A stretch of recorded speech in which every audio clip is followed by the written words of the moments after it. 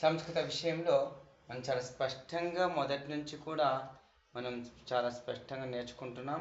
ఇక్కడ ఏంటి? అహం ఆవాం వయం, అహం ఆవాం వయం, అహం ఆవాం వయం అని చెప్పేసి నేర్చుకున్నాం చాలా స్పష్టంగా. అహం ఆవాం ఇక్కడ మనకు కనిపిస్తుంది చూడండి. అహం ఆవాం వయం, అహం పఠామి, ఆవాం పఠావహ, వయం పఠామహ. ఉత్తమ పురుషకు అహం తప్పిస్తే మరొక కర్త ఉండదు. అదే మాదిరి అహం పఠామి ఇంకోటి నేర్చుకున్నాం. అహం అస్మి, ఆవాం స్వహ, వయం స్మహ. నేను ఉన్నాను, అహం అస్మి నేను ఉన్నాను, ఆవాం స్వహ మన ఇద్దరం ఉన్నాము, వయం స్మహ మనందరం ఉన్నామని నేర్చుకున్నాం. అహం పఠామి, అహం గచ్చామి, అహం లిఖామి, అహం వదామి, అహం క్రీడామి. ఇవన్నీ కూడా మనకు ఉత్తమ పురుషకు సంబంధించినటువంటి విషయాలు. అదే మధ్యమ పురుషకు సంబంధించి త్వం పఠసి నీవు చదువుచున్నావు, త్వం పఠసి నీవు, త్వం తప్ప మరొక పదం రాదు, బాగా గుర్తుపెట్టుకోవాలి. త్వం పఠసి, త్వం పఠసి, యువాం పఠతః, యువాం పఠతః, యూయం పఠత. త్వం పఠసి యువాం పఠతః, యూయం పఠత.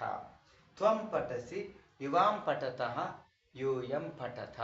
నీవు చదువుచున్నావు, మీరిద్దరు చదువుచున్నారు, మీరందరు చదువుచున్నారు. త్వం యువాం యూయం. త్వం తప్పిస్తే మరొకటి రాదు. ద్వివచనంలో యువాం తప్పిస్తే మరొకటి రాదు, యూయం తప్పిస్తే మరొకటి రాదు. నిన్నటి నుంచి మనం ఇంకో కొత్త విషయానికి వచ్చేసరికి ప్రథమ పురుష విషయంలో వచ్చాం.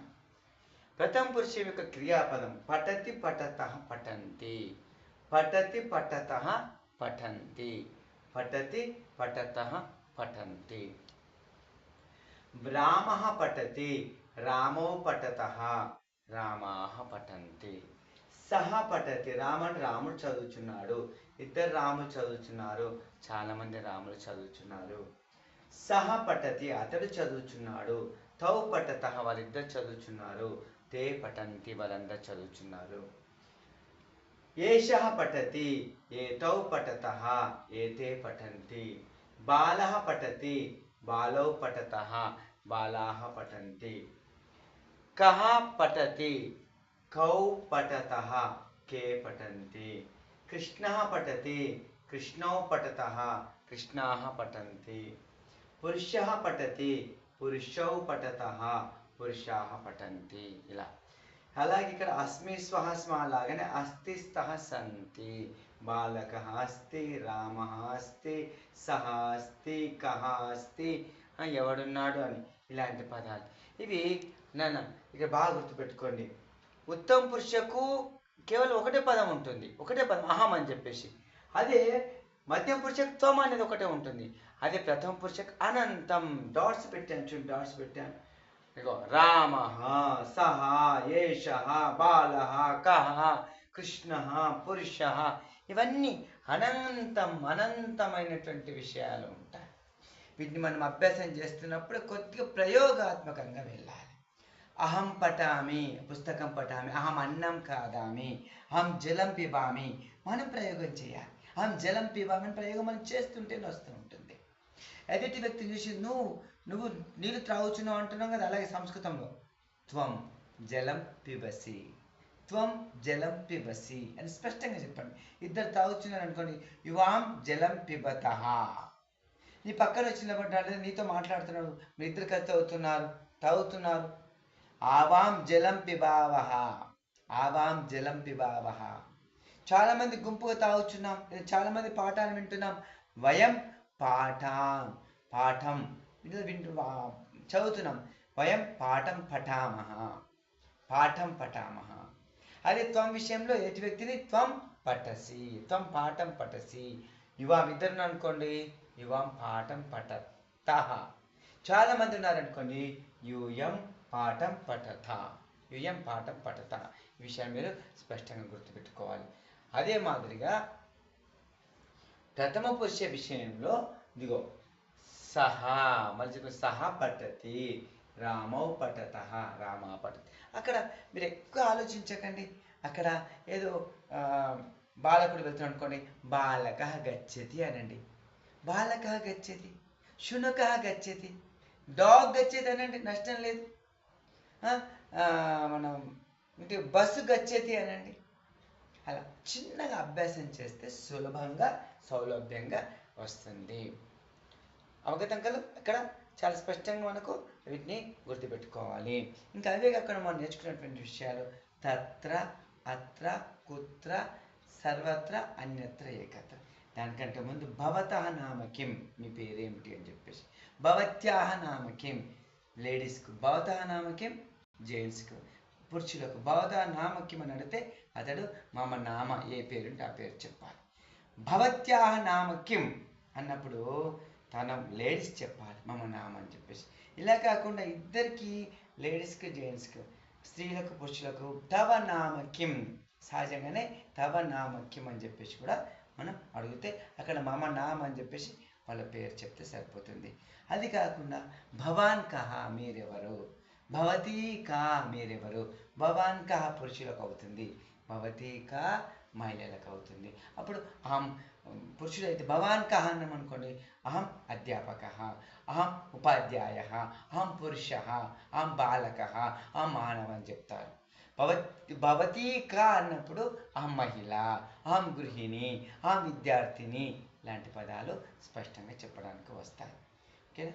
ఇలా అదే కాకుండా తత్ర, తత్ర పుస్తకం అస్తి అనండి. తత్ర, అత్ర అహం అస్మి, అత్ర అహం అస్మి అనొచ్చు కదా.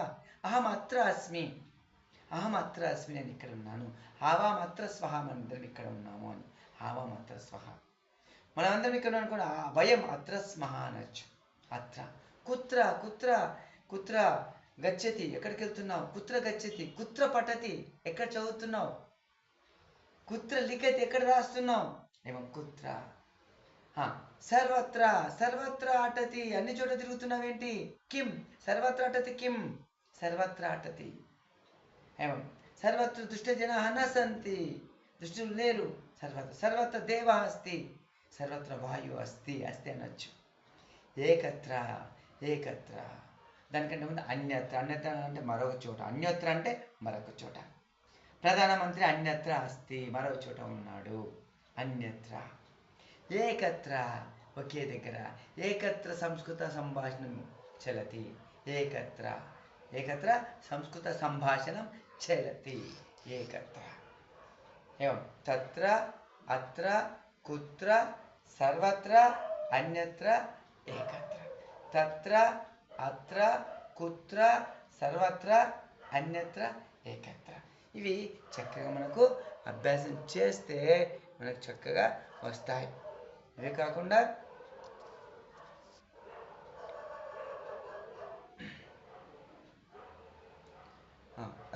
తత్ర వదంతు పఠతి పఠతః పఠంతి, పఠసి పఠతః పఠత, పఠామి పఠావః పఠామః, పఠామి పఠావః పఠామః, లిఖతి లిఖతః లిఖంతి, లిఖసి లిఖతః లిఖత, లిఖామి లిఖావః లిఖామః, లిఖామి లిఖావః లిఖామః, క్రీడతి క్రీడతః క్రీడంతి, క్రీడసి క్రీడతః క్రీడత, క్రీడామి క్రీడావః క్రీడామః.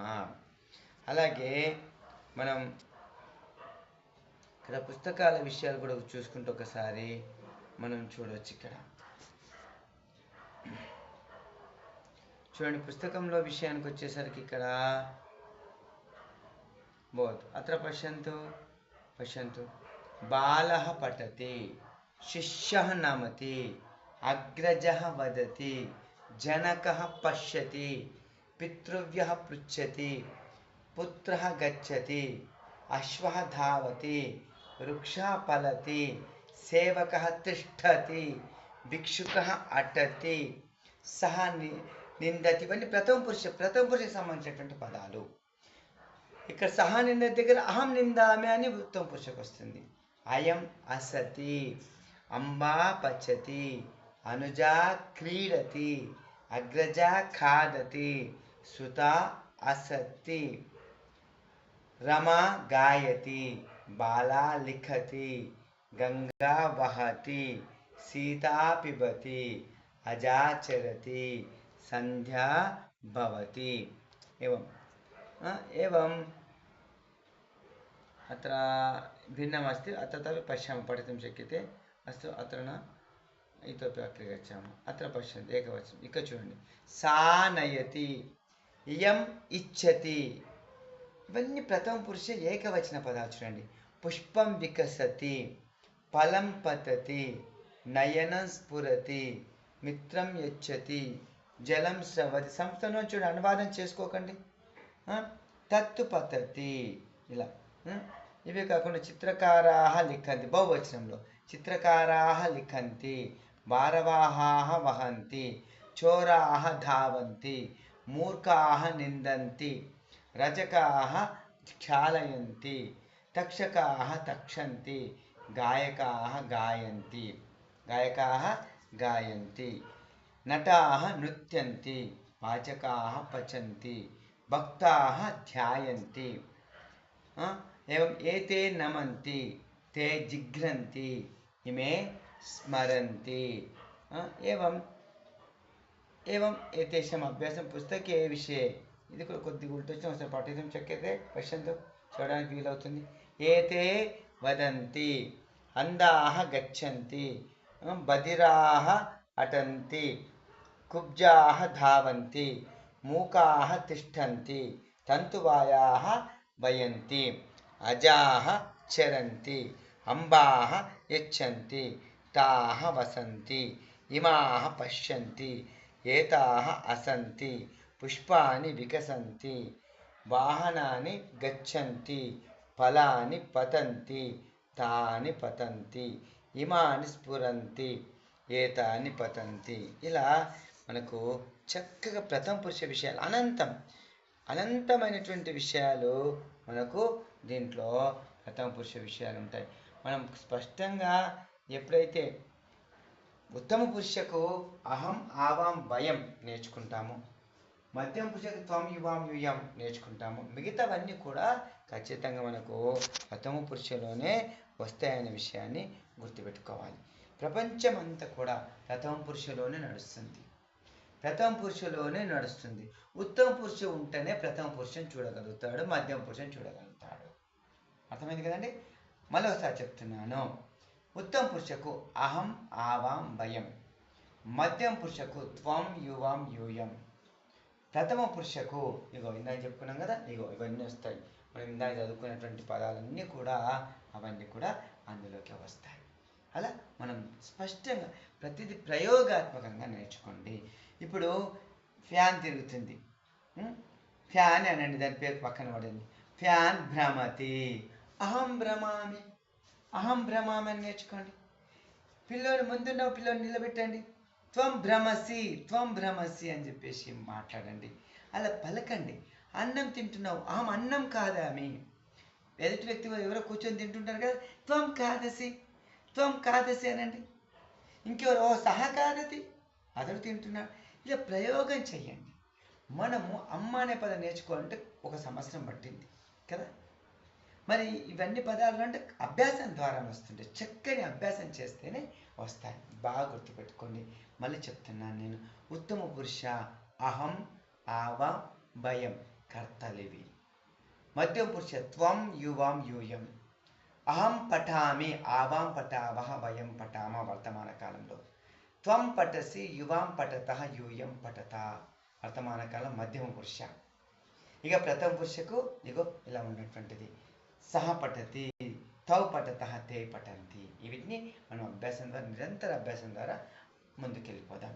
ఇకపోతే మనం భవతః నామ కిం, మీ పేరేమిటి పురుషులకు, మమ నామ అని చెప్పాలి. భవత్యాహ నామ కిం, మహిళలకు ఆమె మమ నామ అని చెప్పి ఆమె పేరు చెప్పుకోవాలి. వీళ్ళిద్దరికి సంయుక్తంగా పురుషులకైనా స్త్రీలకైనా తవ నామ కిం అని కూడా అడగవచ్చు. అప్పుడు కూడా మమ నామనే చెప్పాలి. అది గుర్తుపెట్టుకోండి. అవే కాకుండా భవాన్ కహ, మీరెవరు పురుషులకు, భవతీ క మహిళలకు మీరెవరు.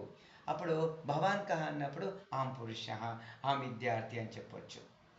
భవాన్ కా అని మహిళలను అడిగినప్పుడు అహం విద్యార్థిని, అహం గృహిణి, అహం మహిళ అని చెప్పాలి. అలా అవే కాకుండా కదా నేర్చుకున్నాం.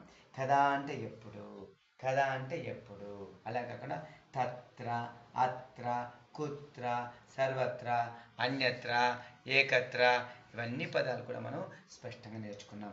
తత్ర బాగా అభ్యాసం చేయండి.